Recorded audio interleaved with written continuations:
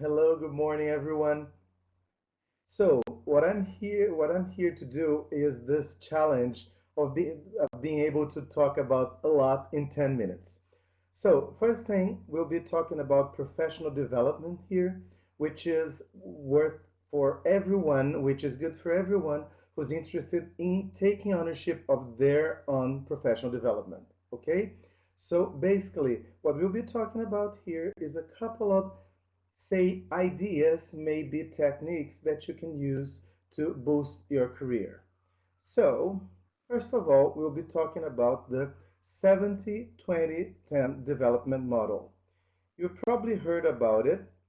It was developed by professors Morgan McCall, Robert Eichinger, and Michael Lombardo from the Center of Creative Leadership in North Carolina in the US. And what they advocate is that 70% of everything we do or everything we learn in our professional career is actually learned within the realm of what our daily professional challenges. That is, we learn by doing.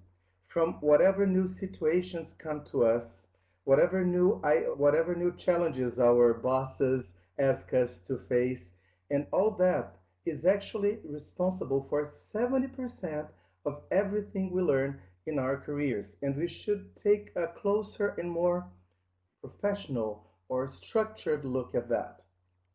Second, we have the 20% that is learned, that we learn in our professional careers from our peers, from our colleagues, from the people we interact with. And then again, this is something we all talk about all the time, but not very usually we dedicate some time to structure it as part of an intense and long-lasting professional development plan, so to speak.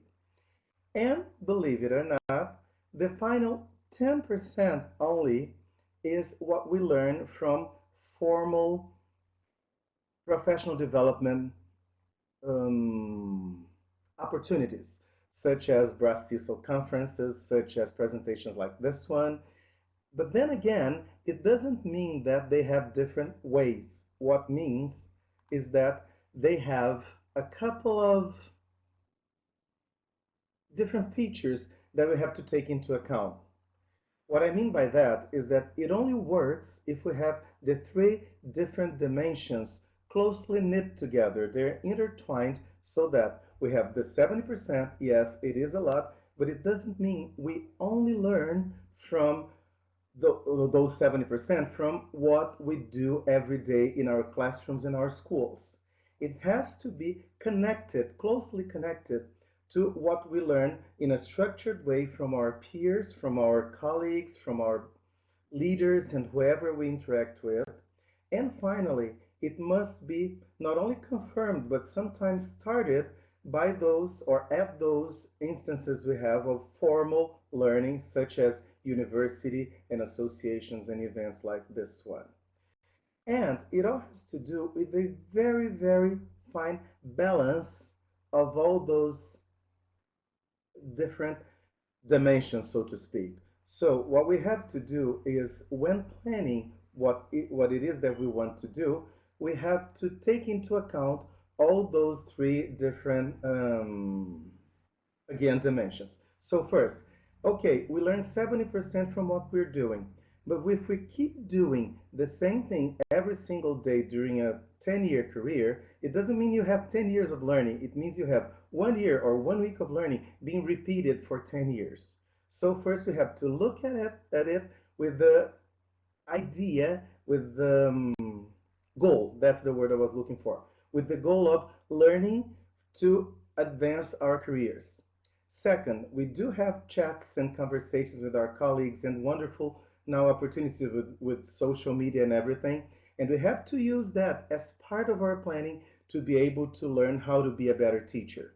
And finally, whenever we come to formal instances of learning, we should be able to balance those so that they feed the other two dimensions, and the other two dimensions feed them, so we can actually learn in a structured way. And to be able to do that, we must have a goal. We must have somewhere we want to go to. Otherwise, we'll just keep on learning instinctively, for lack of a better word, which is not bad, but it's not enough. If we have set a goal, a direction, somewhere we want to go to, then we can make it a lot easier, a lot more profitable than if we just keep doing things instinctively. For example, suppose your goal is to work on your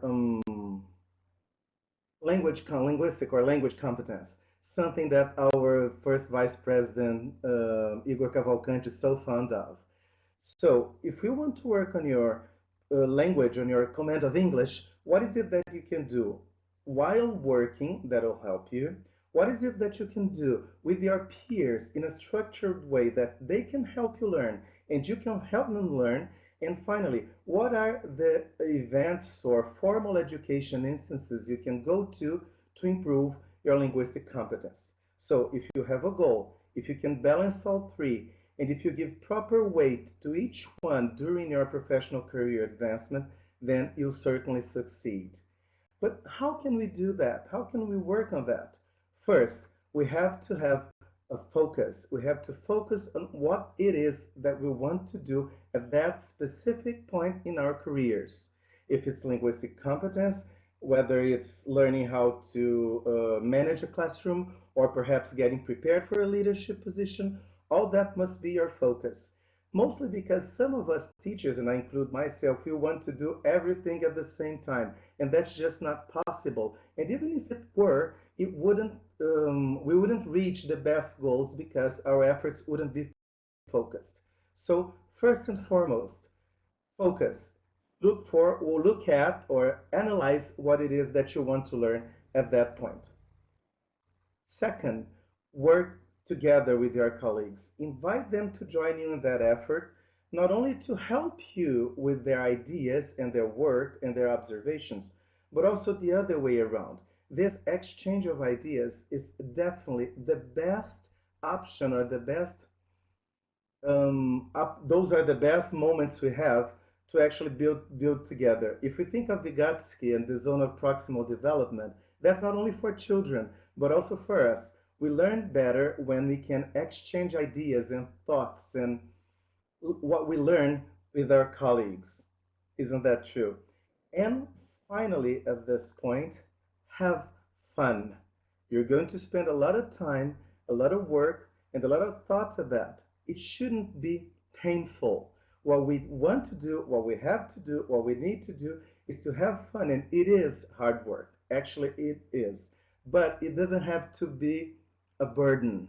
We can have fun. We may have fun whenever we plan this in a structured way and considering that we want to build in that career development plan what we like to do, what we enjoy doing, such as coming to presentations like this one, such as going to BRAZ TESOL conferences, such as like the BRAZ TESOL Symposium next July here in São Paulo, such as working with your peers, with your fellow teachers in the teachers lounge and in meetings and in around a table with beer like Claire showed us short ago.